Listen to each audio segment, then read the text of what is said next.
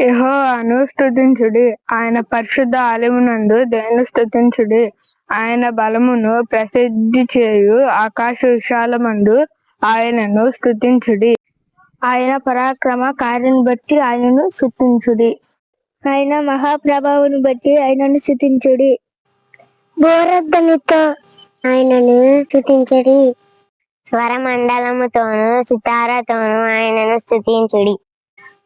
తంబురతోను నాకింతలు ఆయనను స్తుతించుడి. తంతి వాద్యంతోను పులన గ్రోవితోను ఆయనను స్తుతించుడి. మ్రోగు తాళములతో ఆయన స్తుతించుడి. గంభీర ధ్వనిగల తాళములతో ఆయనను స్తుతించుడి. సకల ప్రాణులు యెహోవాను స్తుతించుదురుగాక. యెహోవాను స్తుతించుడి. Like, share, subscribe.